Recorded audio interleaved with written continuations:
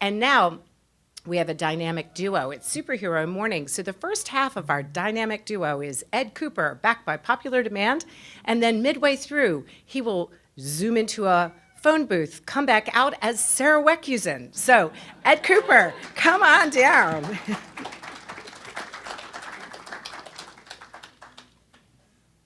Thank you again. I wasn't scheduled to be up here twice. Sarah was delayed, so this is how we've worked it out.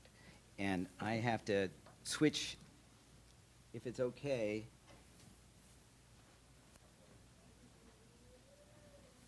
I'm just going to switch to my computer, right? Yeah, go for it. Yeah? Should be straightforward. Famous last words. And before I do that, I'm good. Bring your own clicker. Oh, that's in. Is there a clicker that's attached as a USB? It's got the little thing if you Oh, want to yeah. use. No, I'll use that. Oh, this is some sort of. Oh, wow. Okay, good. Beauty. There you go. So we have the video on the screen. Do you have the link? Are you able to grab the link from the screen? You got me? Awesome. Okay. So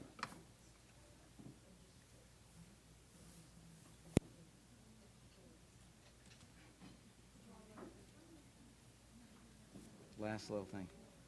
My device is ready to use. Am I ready to use it?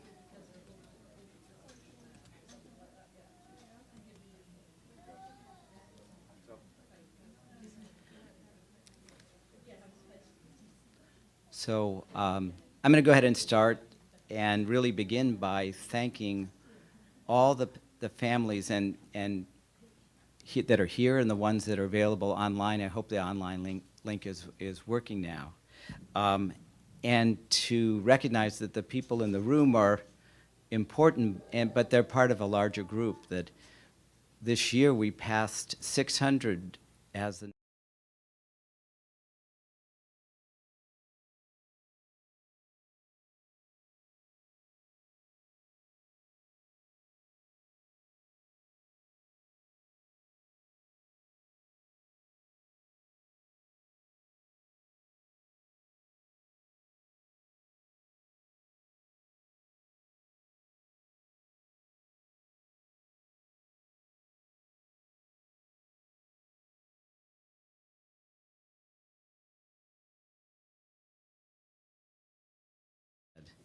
some of the ones we had when we started have been reached. And so these are my disclosures. And so I'm going to talk a little bit about the epidemiology. Ingrid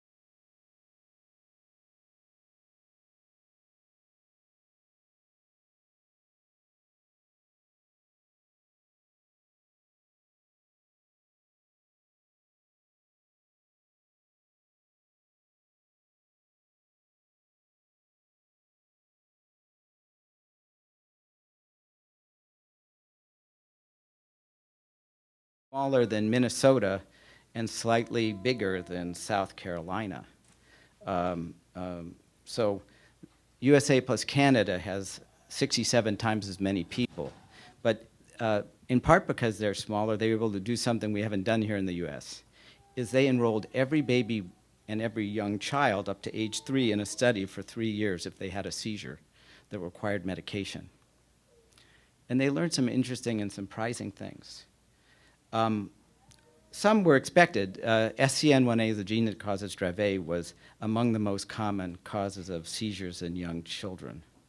And another gene you've never heard of because it doesn't seem to cause any serious problems, at least not serious to, relatively speaking, called PRRT2 was also pretty common, about as common as SCN1A.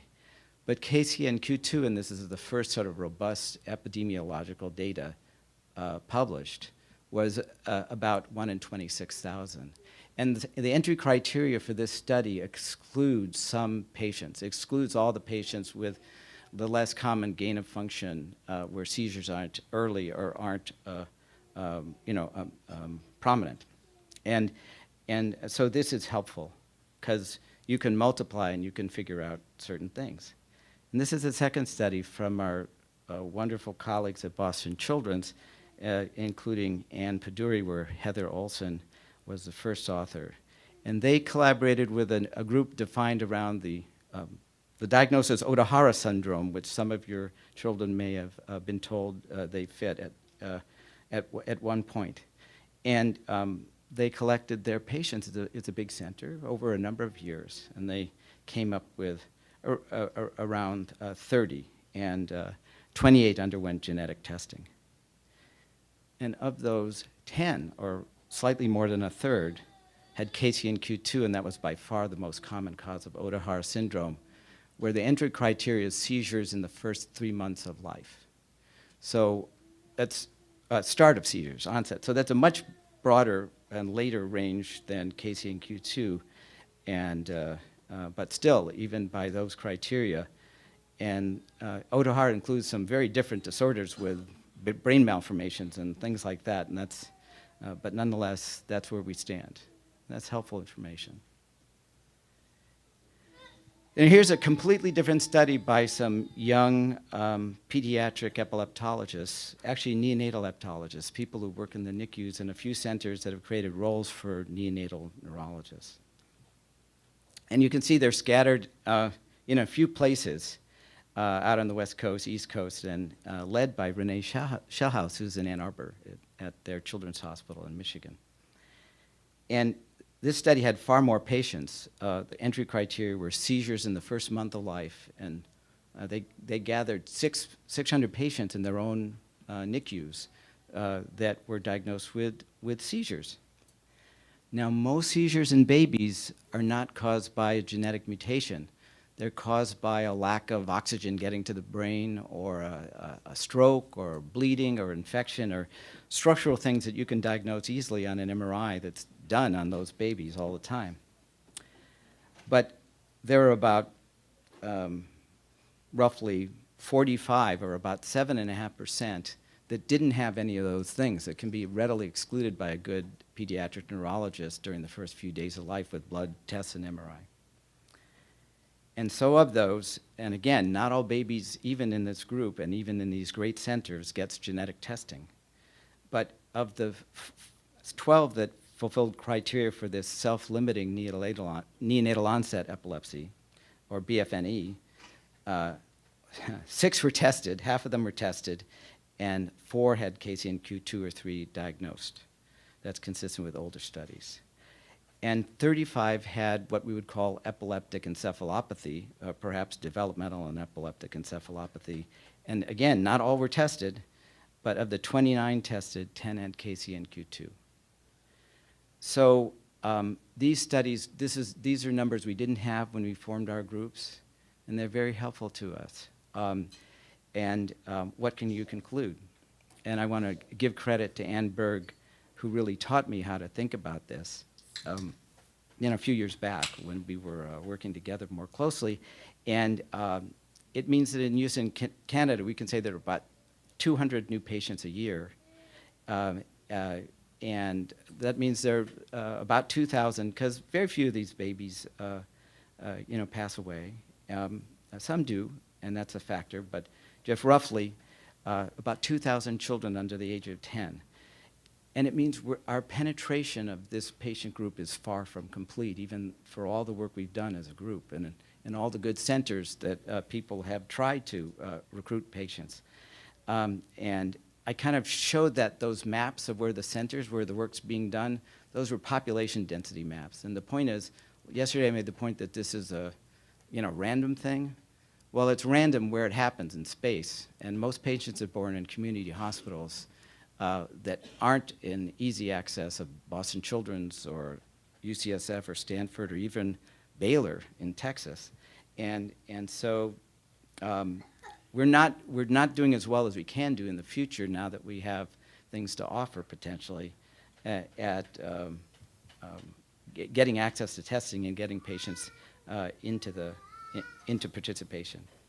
And so I've listed some of the issues. There are economic incentives to prevent hospitals from testing patients. And then we have the issue in the field of genetics that's not actionable, and that's a kind of a Gordian knot that we have to untie together, and all of us have a role in that process. So yeah, well-planned action can help us get out of this. So where do we stand? So this is the summary of what the information we've been able to gather. And you can see we've had contact with, others have published. Many of these studies are published by others without our direct involvement. So we're up to about 600, and that's where the number comes from. Most of those are KCNQ2, but the number of KCNQ3 has grown rapidly in the last year or so. And I think it's going to continue to grow. And for KCNQ5, we just don't know. But I expect it's going to remain rare, and this sort of order of frequency is going to not change, but that KCNQ3 is going to come up during this next year. So this is a little bit of overlap, and I'll be fast. This is what we know about BFNE, and we don't know enough. It's very hard to get BFNE families to undergo testing and enrollment, but the variants are all variant groups. And when we say loss of function, with BFNE, we mean a partial loss of function. Yesterday in Sarah's slide, she showed some of the loss of function in the E, and this is affected. This is showing the amount of current when a patient is affected, mimicking their genotype, and you see this is slightly down. And it's more down with the E. I'm going to return to that in a second. This is Sarah's paper. This has come up before. And so I just want to return a little bit to this question: why do some mutations cause milder illness, and why does some of them cause more severe illness? We talked about the fact that it's the degree of loss of activity. And then we get to this terrible word, dominant negative, or term. And I think it's a difficult term because it's actually used differently by geneticists and by channel people. And we're often caught between the definitions that have been used historically and meaningfully by there's such a thing called a channel person. People who study ion channels, who are experts in ion channels and love thinking about how they work, and geneticists who work in a lab or work in, say, a model system like Fly or something, and use that term all the time. They don't mean the same thing. And so I've had a struggle for years how to explain this, and then a parent forced me to think harder about it recently. And I came up with this idea of asking Isabel. So who is Isabel? Go on YouTube and you'll find Isabel Princess has a YouTube channel. And my hypothesis is this is Isabel and this is her friend Mariella, but I'm not sure. So what is going on here? Anybody know? Okay, so some people know what that is. And I know what that is. But let's see if... Isabel and Mariella.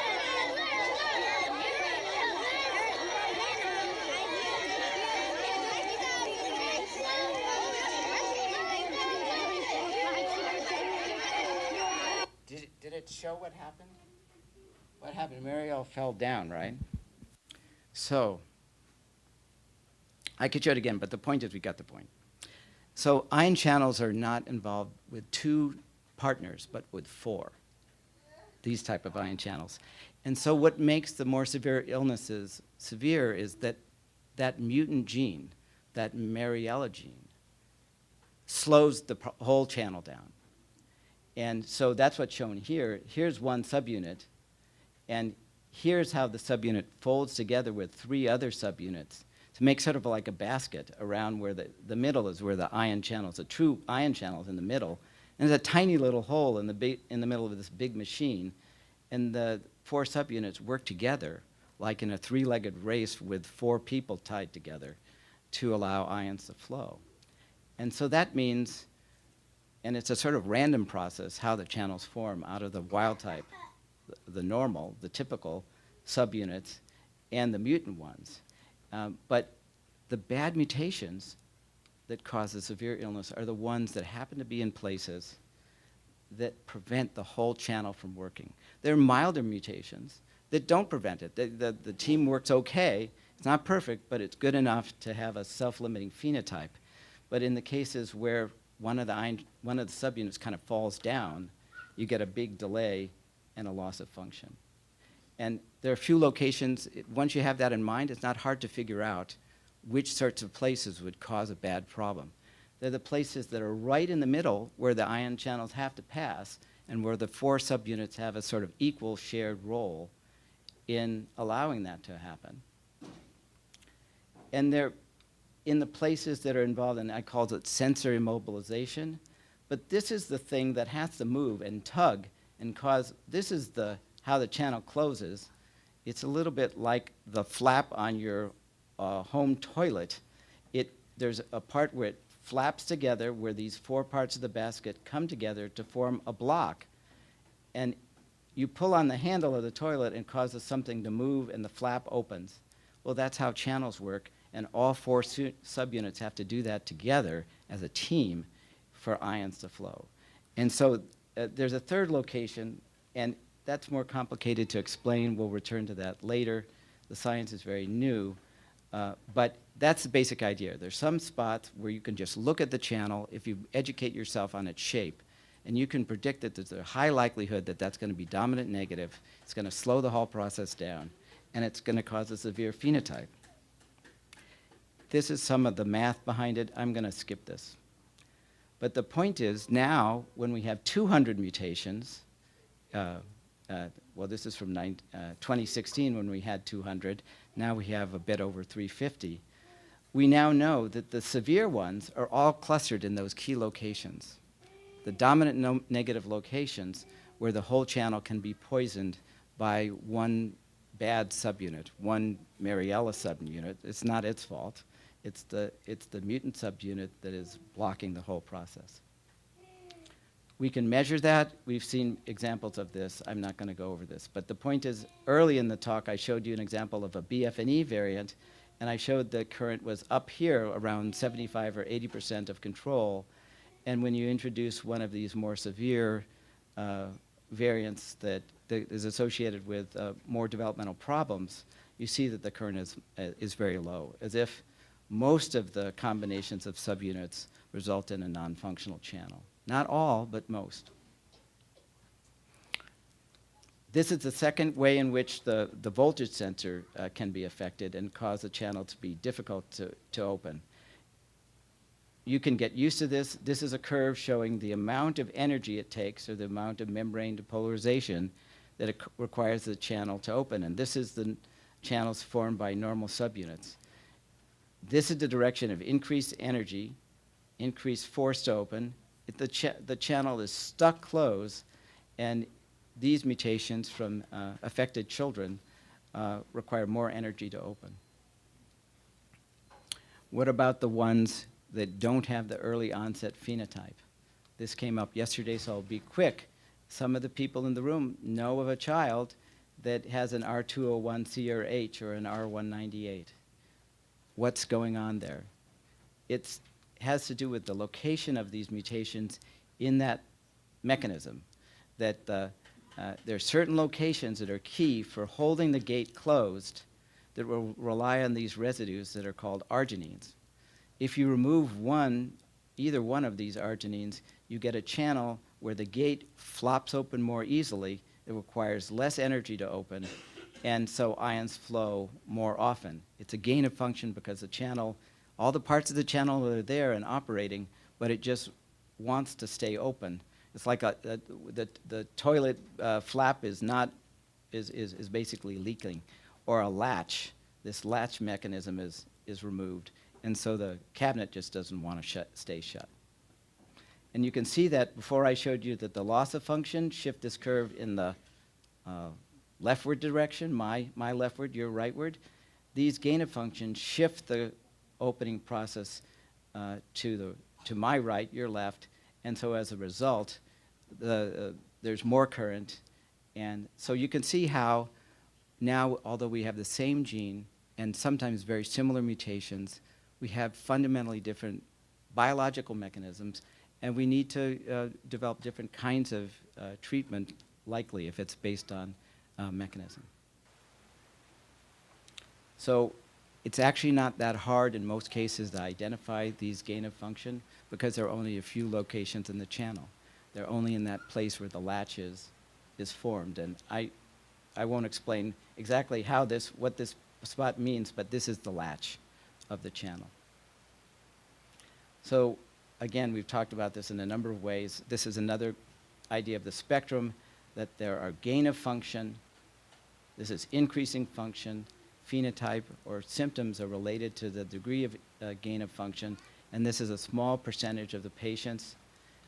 There's also loss of function. The BFNE is a small loss of function, but the patients with developmental problems, developmental issues, whether they're mild, moderate, or severe, tend to have a greater degree of loss of function. These are things that we now have a large amount of data about on a large number of variants. There's new things to learn, but basically we know the spectrum. This is a new group. It's patients with KCNQ3 in those exact locations, the latch locations. The channels are so similar, and so there's arginines at specifically analogous positions for KCNQ2 and 3 that form the latches, and the symptoms are different in KCNQ3 than they are in KCNQ2. So this is really the idea of where the spectrum is in my mind, where here's age of onset at birth or later, and red means loss of function that's strong, and green means gain of function that's strong. And so we now have the spectrum of, in one dimension, of neonatal onset syndromes related to at least 2 different genes. And then we have a spectrum in time where there's a significant important group of patients where their onset is not as newborns, but as infants or even later in childhood, all related to the same mechanisms. And if we're working in a company, I'd be wanting to think about, even some of the other genes that function as part of a team in the cell. Some of the sodium channels that Al George is proposing to study, we hope to study together, actually have very similar kind of patterns and spectra. And so in some ways, as we get more narrow and think about the allele, and you have to think about your child's specific variant to understand what's going on, in another way, we as scientists have to be more creative about understanding the analogies and the similarities across genes. And that's also going to be important for building critical mass and raising more money. So this is a little bit about how our database is organized, that we bring in patients that are reported by others and that come to us. Results are disclosed on our website. These are some of the key participants. Information goes out to NCBI. In fact, if you look at KCNQ2 or 3, by far the largest group of reported pathogenic variants has been reported by us, and they're the best classified. So this is how the database looks behind the scenes. This is an example of an individual variant where there are, I believe, 11 or 12 associated patients. We can assign scores to that variant. If it's a new one, it's harder to score. When there are more than a couple, we're able to easily assign scores for pathogenicity and severity. And that's really it on this part. So drugs in use and development, our pipeline. Well, this has been covered a bit. I'm just going to say a little bit more broadly that there are approved sodium channel blockers, and there are novel sodium channel blockers that may have some advantages in development. Retigabine, I made this slide before it was publicly announced, was something brought out by GSK, as we know, and there are these complicated names. Many of you know the name Patiga, but you should know that retigabine, trobalt, ezogabine, and Patiga are all the same thing, and it's the same compound that was discussed yesterday by Dr. Accardi and described as their exciting new commitment to trying to achieve regulatory approval in young patients. There are other companies have developed preclinical compounds. Xenon 1101 is the only one that's been tested in man as yet. All of these are for the loss of function group that is the large group. There was a study by Paironomics that Paxil might be useful for gain of function.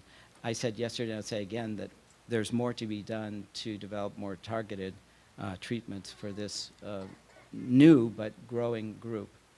And I just want to put out here something I think is important for all stakeholders, and it's not meant as a criticism in any direction, but I did open today's New York Times and online, never read it anymore, but you know, this issue of breaches of standards of disclosure and professionalism is a real new opportunity for us to adhere to best practice that we didn't have before we were in the clinical phase. I'm glad to be here, but it does create challenges for opinion leaders and parent leaders. And I think it's a moving target. How do we best balance our conflicts, our legitimate conflicts? And one of the challenges for rare diseases, it's broad, it's international, and standards of reporting differ from country to country, and in the US from institution to institution. But all the companies that are represented here have policies on this and have maintained a high standard, but we have to continue to think of ways to address this better through frequent and clear and meaningful disclosure when we can. And our goal is not only to get a good drug, but that's the way we want to get in the New York Times. Not the way the article of a really outstanding, probably physician scientist is on the front page today. So one thing we've been doing in collaboration with KCNQ2-Cure and de facto with Xenon and others is this new study called Early Recognition of Genetic Epilepsy in Neonates. This study is just launched in the last month or so. It offers free of charge genetic testing to patients who have features of neonatal onset genetic epilepsy. It's a simple online application, 2-week turnaround, and I can report we've enrolled our first patient and the test is in the lab this week. So honestly, we may be turning to parents and parent leaders and companies to ways to expand knowledge of this, because I think that's part of the same snowball that we're trying to build to penetrate into our communities more deeply. And all the parents that have stepped forward for publicity in the past, there may be more for them to do, and there are other collaborative efforts to build on this that are underway that I won't talk about. Last thing, mice.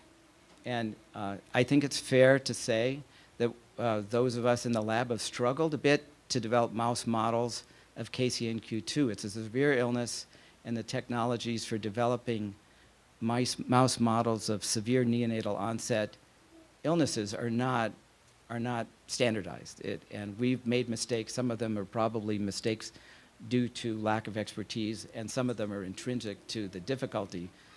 There are no baby mouse NICUs, and so it's hard to make a good model of something that's as severe as KCNQ2.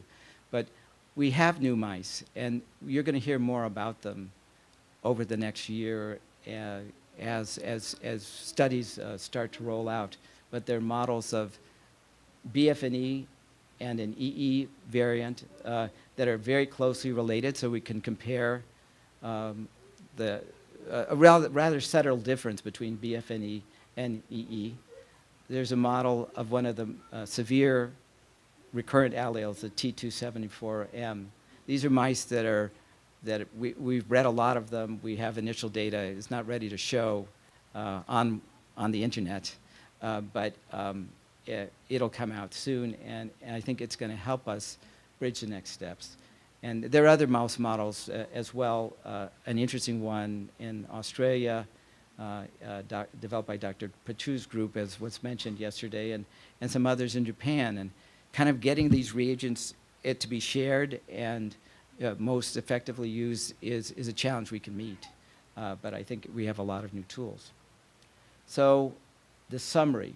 So recent work defines the epidemiology, and in a new way. I think it's a new platform for us. Those facts are never going to change. They're true forever. I think I tried to explain dominant and negative in a new way. Did it help? If it helped at all, raise your hand. I've been trying to explain this for 4 years, unsuccessfully. And thanks to the anonymous parent who pushed me to do that. And we have these rare subgroups. We don't want to ignore them or kick them out.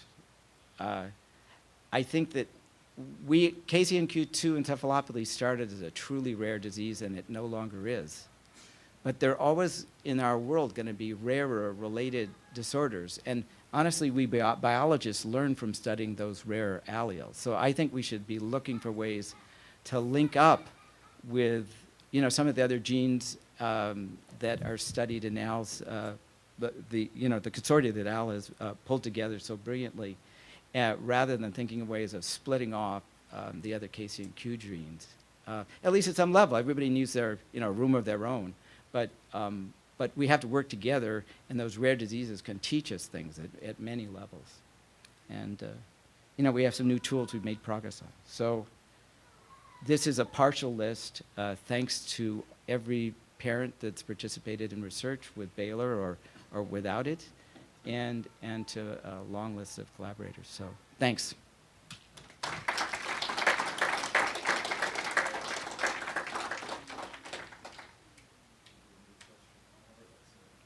I don't know how far behind we are, so it's up to you. We could, sure. Back to your map. Is there a study going on in Stanford? That's a completed study. It's the same thing of, it's almost like a volunteer effort of a group of 7 neurologists. That study's complete. How many patients? You know what? I think you're talking about what I showed. You showed the map. Yeah, that was a study that was finished, sorry. Yeah, That's finished a couple years back and published in 2016. And those investigators, as a rumor has it, are currently competing for a CWOW-like clinical grant. But this is a finished study with completed, conclusions and stuff. Start recruiting now. Yes. Yes. Oh, jeez. The urgent that you talked about, I am fortunate enough to live in New Jersey, so I have children at level 4 hospitals by me.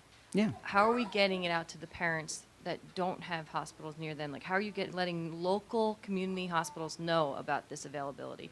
Unless we were in the community, I doubt, like, my friends, if I went to dinner with them and said, hey, did you hear about urgent? They'd be like, what? Like, how are you letting normal people find out about this? So if it happens in the middle of the country or some hospital, a community hospital, someone says, hey, we have a program. Excellent question. The question is, what is the current status of publicizing the urgent study, which is nominally available to anybody in any hospital, but how do you get the word out to them? And what we've done already is that we publicize it through message boards for various physician groups. This study, the physician has to nominate a patient. The patient is nominated anonymously by their treating physician. But, so we've done that, and we also worked with a network of neonatologists that has 350 NICUs, which is a large group. They have 100,000 NICU admissions a year. So that's a large, in some ways, sufficiently large initial effort. But I've come to the conclusion we need to do more, and essentially we have to really continue to build a sort of snowballing effort of publicity. And I've thought about, through the parent groups, could we marshal the incredible publicity skills of Sarah James, who's talking to somebody else right now. And she's planning publicity. But essentially, maybe we need a parent kit for their area where they could go to their local newspaper, their local public radio station and say, look, this is my story. I was diagnosed at age 5 years. So I'm paying that forward, which is really how this was funded by the parents of the older kids. I don't want somebody else to be diagnosed at age 5 years. I want to be diagnosed in the second week of life, which is what technology currently allows, and turn it into a human interest story. We need to think creatively and bring out everybody as a stakeholder in the room into discussion about how to build this snowball, which may gain steam later, as other testing efforts become more broad. It's generally testing's getting easier and broader and cheaper, but we want to accelerate that. And we're not. We thought we were making progress, but once you do the math, most patients are not being tested and not being diagnosed. Yes, Darryl. Under her question, shouldn't every neurologist in the United States or around the world and geneticists know about this disease and know about testing that are going on with it? Of course, yes, but I'm respectful of geneticists who have to think about 7,000 different diseases, and because they're busy seeing kids of all ages, they rarely enter the neonatal intensive care unit, even in centers like Boston Children's or Baylor. They occasionally do, but not a lot. And so we have really a communication and a priority and an urgency. In a way, urgent is more of a slogan than a study, although it is a study. We want to convince people out there that your child's problem when they were newborn was an urgent problem. The barrier is that people say it's not urgent because there's nothing you can do about it. And then as a result, there's no effort to do anything about it because there's nothing can be done. It kind of is a circle. And we need to break that circle by getting patients diagnosed earlier, and even sort of proof of principle studies that we can do with drugs like Tegretol, carbamazepine, and potentially with ezogabine are part of breaking that knot and getting, making it standard of care where it is not right now.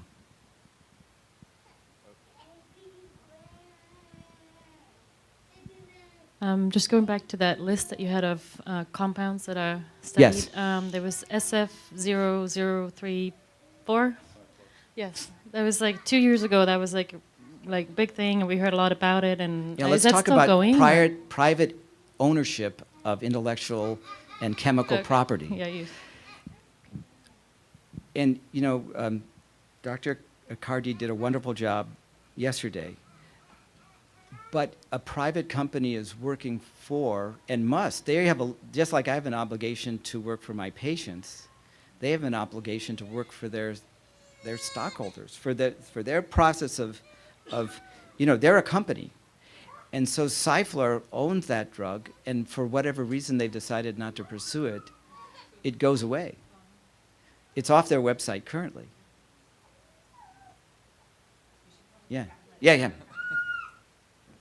you, and we'll talk more about how to get that out about. Thank you so much.